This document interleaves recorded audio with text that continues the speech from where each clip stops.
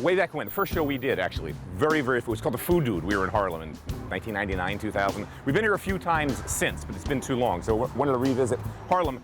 To that end, I needed a Sherpa, Adrian Mack. Yes. You live here, it's your community. I don't pretend to know all of the boroughs. I barely know Manhattan at this point.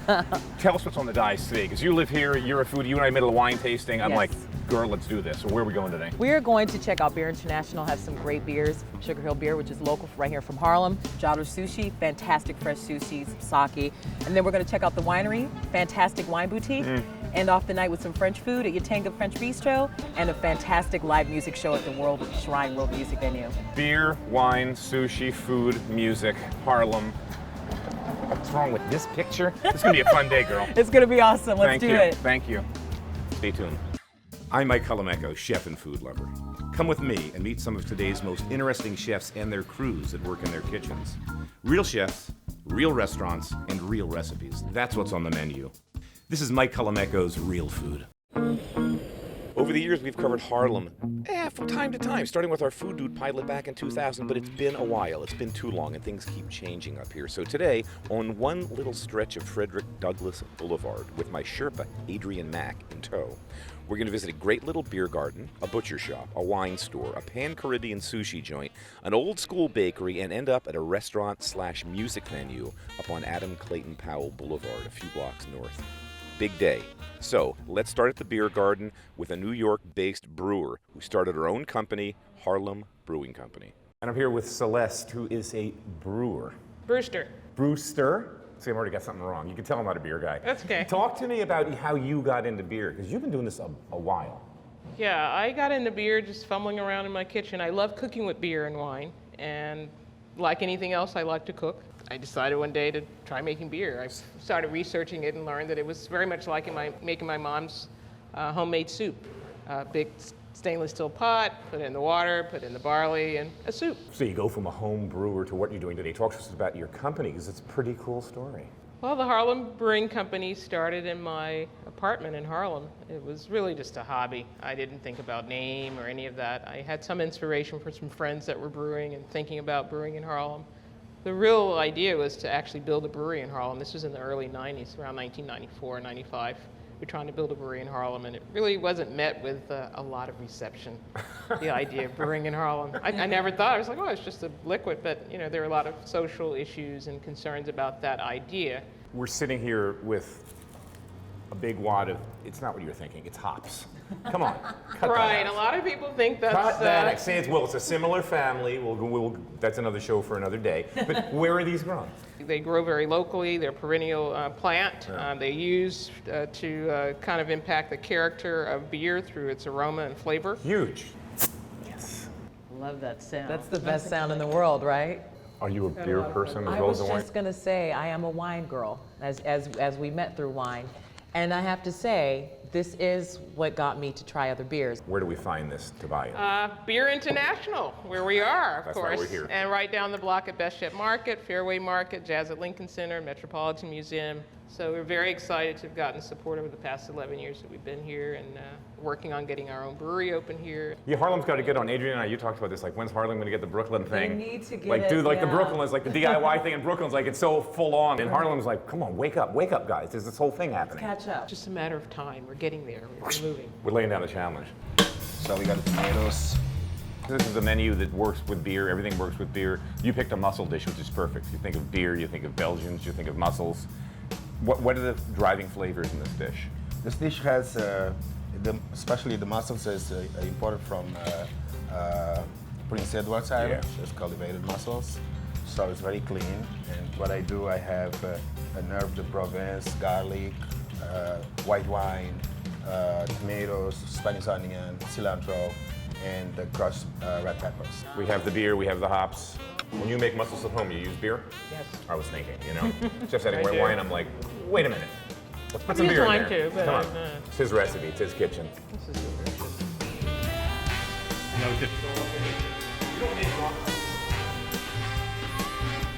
You're originally from From Germany. So you know a thing or two about beer, one would assume? One would assume. Actually, I didn't know that much about it until we opened up. I do now. You do now. Yes. And Usman, how about yourself? Originally, where are you from? I'm from Senegal. Okay. And We met about 15 years ago, I would say easily, like 15 years ago. Right. And we decided to go into business together. We opened up a lounge, music lounge in the East Village for 10 years. And then we decided to come up to Harlem to open up a beer garden. We had been exploring Harlem for quite a while. We had the idea for a beer garden. This avenue didn't have any churches, so we knew there was not going to be any problem with getting beer and wine or liquor license for that matter. So that was very attractive. I was very close to Central Park. We looked at the demographics in the neighborhood. Lots of young families lived around here, had bought brownstones maybe 3, 4, 5 years ago. They had no place to go. So it was really a marketing decision. As Harlem has gentrified, there's been a lot of Europeans that have moved up here. I've been reading about it, bumping into friends of mine that are French, that are German, that are Swiss, that were just for some reason attracted to Harlem. we're starting to realize it now. But you know, as we talk to our customers that comes here on the daily basis, some of them has been living here for 10 years, some of them for 12 years. So they were here way before Pioneers. anything happened. Yeah. And they were dying to have a place like Beer International in the neighborhood.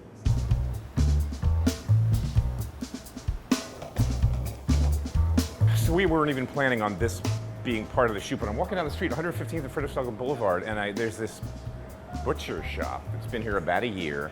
All New York State, natural, grass-fed, pasture-fed, organic, super clean. Pretty much like what Jake Dixon's doing down at the Chelsea Market, but 115th Central Harlem. I'm like, really?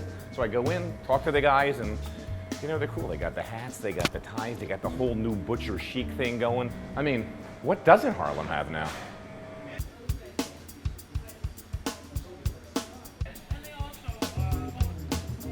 How freaking cool is that? I mean, when did you go to a wine store where you actually see soil samples? This is soil from Chateau Aubrion. Stony, that's the soil. A lot of Bordeaux looks like this. We were there years ago filming. Okay, Lafite Rothschild. If you've never been to Lafite Rothschild and you've dreamt of it, that's what the grapes grow in. How cool. We carry a lot of different wonderful wines, and being that we're a small store, we only have about 430 Bottles. placings, bottles, and our goal is to find little small reasons. We even, right behind Send me you, just so you know, is a That's wine all this from Hungary. It's a Gewürztraminer, which is normally a German varietal that you think of, but it's a Gewürztraminer from Hungary. Yep, and it's a very dry Gewürztraminer. You've got these great taste notes: lychee, spice, lots of acidity, round, pungent, blah blah blah blah. So you can, you know, this is what consumers love. You can come here, get educated, shop. Part of your buying, and again, as I came in here and we were getting ready to shoot, I'm looking at the labels and I'm spinning them around and I'm seeing this sort of list, this really nice condensed list of importers that I love. You've got an importer coming in today, so this is kind of how you're buying, is you have importers come to you, you do tastings, you like it, you buy, you're not stroked, we'll pass. Exactly. As a wine importer, I go to France 2 to 3 times a year. And what I'm really trying to do is to bring the hidden gem, I would say, more of the unexplored, undiscovered, and unknown jewelries that have been made in the south of France, more specifically in the Languedoc region, and bring it to the United States. All right, guys, I want you to taste some of the sake that we carry. Run by the same owner as the winery nearby, Gold Coast Newcomer. Giotto Sushi features straight-up first-rate sushi and sashimi mixed with an a la carte menu offering hot food from the kitchen at really reasonable prices. Got the fish, you can see she's cooked perfectly. Look at this, she's got that beautiful color in there, super moist. Plus signature cocktails and a solid sake collection too. This is the Taisetsu snow dome. Comes from an area in Japan, an island, where they get a lot of snow up there, so it's a little drier than usual, but very clean flavor. Oh, wow. That's delicious. Hello, from Korea? You fillet it without skin. Yes, You yes. slice off the skin. Yes. Perfect. Don't try this at home. And he's done this a few times. And his thumb's still attached to his hand. Yeah, I so see that, yeah. So you don't make mistakes. Why am I drinking more sake? Because it's good. Because it's delicious. And it's in front of me. Jesus. Don't fight it. A lot of skill. A lot of skill. These guys have great knife skills. Oh my gosh. Thank you. 블루 carpaccio. It's like the ocean. Yeah. Just super tastes like the fresh. ocean. And the flavor really develops as you're chewing. Sushi means vinegared rice in Japanese. The most important part is rice, I believe. So it's not only slice of fish on top of a bowl of rice, but we think it's very important. The rice. Yes, rice and fish, the balance. So you've never had it. I'm glad I'm sitting next to you when you lose your sea urchin virginity. Because this is so unusual, this is so different. I mean, like truffles, like other things on our planet, there's simply nothing like this except this. So if someone says, what's it taste like? I'm like, nothing like it. There's nothing I can compare sea Can't urchin to. describe it. Yeah, and this I'm not gonna do any soy sauce with.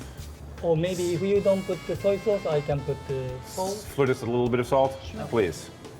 And you can eat this with your fingers if you want. Is it okay? Fingers okay? I'm gonna go for the fingers Fingers is because actually perfectly good etiquette for you don't have. I was gonna say you don't have to do it because of me. Oh wow, that is amazing. You're right. It doesn't. There's nothing you can compare that with. No.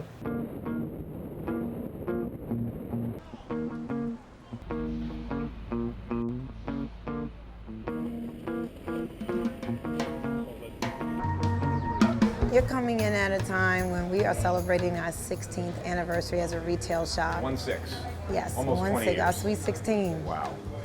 So, which is exciting. I mean, we started this business in our home. My mom started this when I was a little girl, and I saw the vision of us opening up a store, and our clients have been with us for generations. So this one is a straight decorated cake.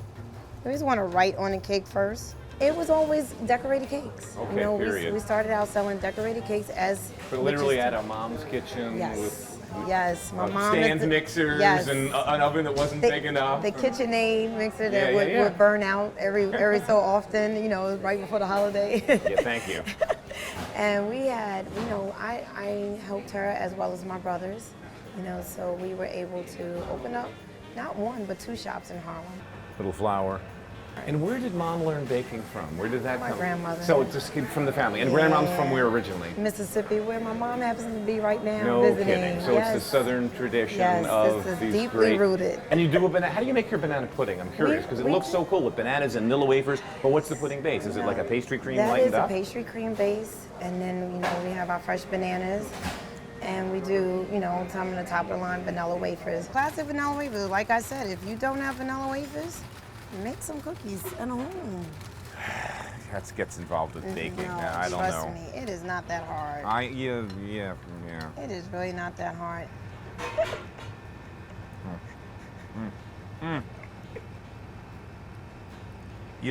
That's why there's a line out the door. Yes. That's why when we walked in, there were 15, 20 people here. In Cincinnati, there's been about 100 that have come in and out. And everyone seems to know what they want. Yeah.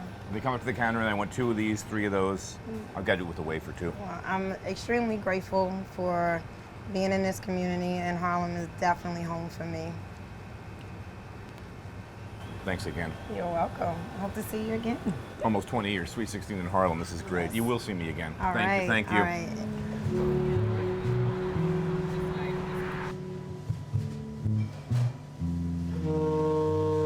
All right. Last spot. It's been a whole day in Harlem. You've been great. You're betting 1,000, kid. Thank you. Everything's been too cool. Tell me where we are, physically where we are, what, and why we're here. Because you're so stoked about this, and the woman that owns the bake shop loves this place too. Yeah. Talk about it. Well, we are on Adam Clayton Powell between 133rd and 134th. My most favorite place to listen to some live music, everything from jazz to reggae to African music, is at the infamous Shrine World Music Venue.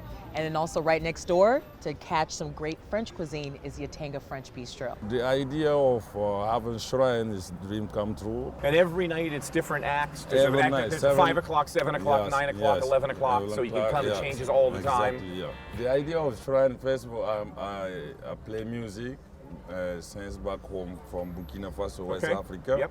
And Fela Kuti amazing It's story, amazing yeah, musician, a it's legend. my big hero is my Malcolm X.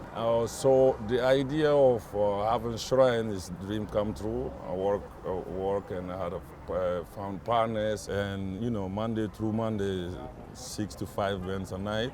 Weekends mostly with DJs, African DJs, and old school hip hops and all of that. Yeah. How freaking cool. Yes. Thanks for Thank you. coming to New York with your wife and opening up this venue, and now we're going to be able to hang out all night. Thank you, Harlem. Harlem is like my home. Talk about that. Talk about that. Talk about Harlem for you. Harlem for me, I don't know in English how to explain this. You know, back home, as a musician, you dream To come to Harlem and perform, to yeah. perform, or even not to perform Facebook, but to see Michael Jackson walk out of Apollo and you know, you can shake his hand, or James Brown, Right. and you know, it's just a cultural capital of you know, of the planet. The world for of me. the planet, Yeah. okay.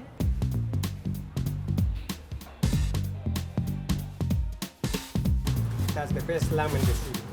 The best dish in the city. Look at that. We got garlic. We got all sorts of little vegetable mirepoix on there. You got gorgeous color across the top, bubbling away. The shanks of the meat's going to fall off the bone. That could be my dinner tonight. That's for sure. What's the cooking liquid, chef? Lamb stock?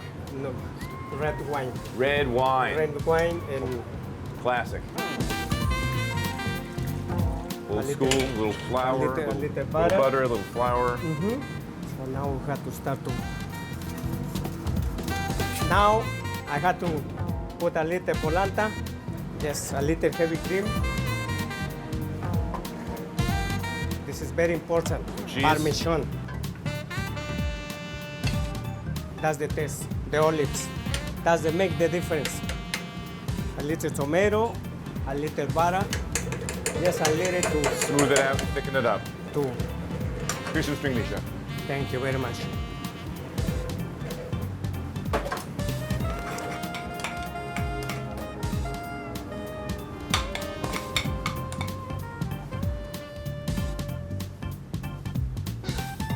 This is gonna be very nice. Look at that. All right, it's ready to go. Look at that. Look the sauce. The consistent. That's oof. It's not beautiful. Look at Beautiful that. to me. It's a heck of a plate of food. That's the lamb shank. Fantastic. Look at that. Gorgeous.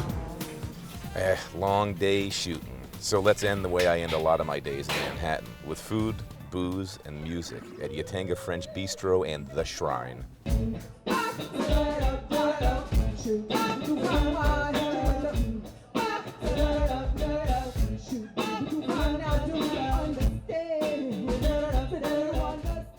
It's bacon time. I brought Susan Reed in, and I've always loved this combination of salt and baking. I've talked this before about, like, people are so salt phobic these days. They're like afraid of salt, and I'm like, okay, great, you're afraid of salt. Get a baking recipe with a 1/4 teaspoon of salt. Leave the salt out. See what it tastes like. Yeah. 0. 1/4 teaspoon in an 8-ounce, an 8-inch sponge cake. You need it. So you're my Sherpa. You're the baker. Tell me about what you have, because we have a couple of different types of salt we're going to play with today. What's the recipe? This recipe is a fudge brownie recipe, and it's one of our best ones. But I'm going to take it to an interesting new place. I love messing with this recipe. So I'm going to take some caramel, I'm going to mix it with some cream cheese, I'm going to swirl it through the top of these brownies, and then I'm going to hit the top with a little bit of fleur de sel, which is a beautiful sea salt that's crunchy and incredibly flavorful. I love it, and I love the idea that I bring like one of the greatest bakers in America, King Arthur Flour, Susan Reed, on here, and what does she do? She does what I do. She starts mucking around with stuff, so you're doing it my way. All right, we have all the ingredients out here. Yes. At this point, I kind of shut up, you bake, and I watch. Okay, this is a really easy recipe to do. This starts with butter, sugar, and cocoa. I'm going to melt them together on the stove. Scale here. Yes. We have an induction stove that we're Yes. playing with that we've So never played we'll with before. yeah. So we're entering no man's land. If it explodes on camera, you know why. I've played with induction stoves. This one I haven't really met yet, so we'll see how this goes. So all we're gonna do is melt this butter, no color, no noisette, no nothing, just melt No, it. I'm just going to let it get this about halfway, and then I'm going to put the sugar into it.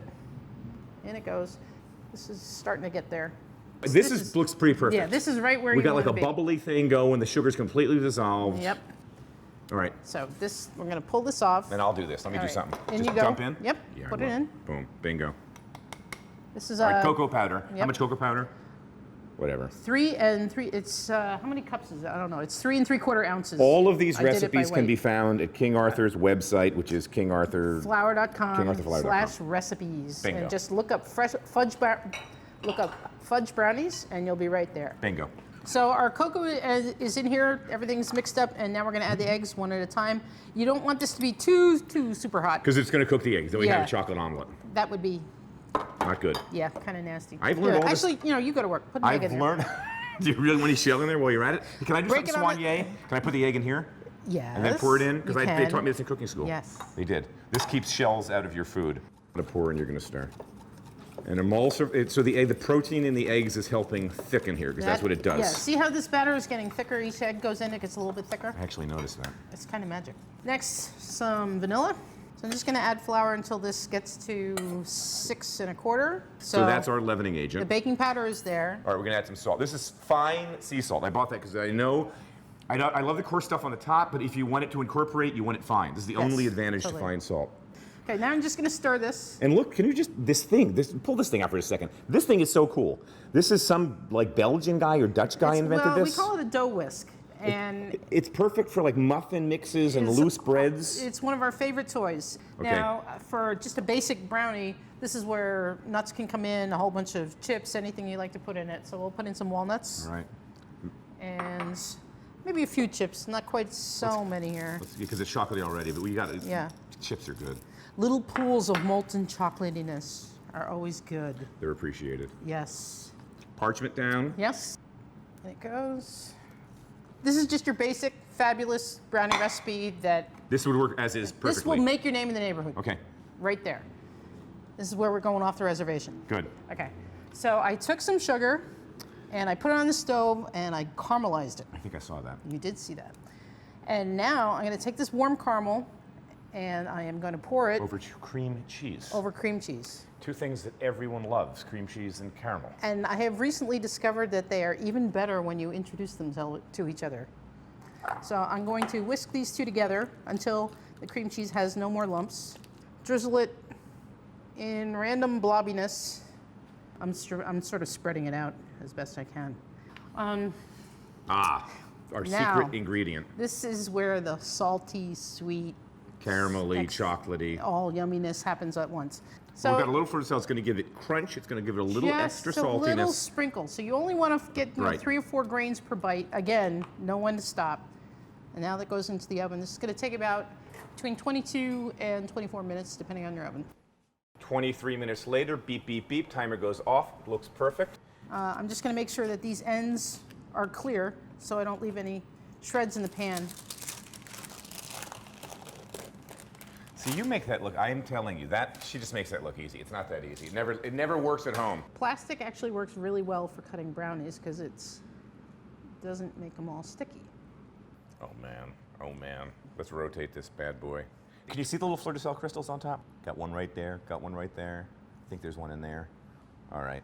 Apply as needed.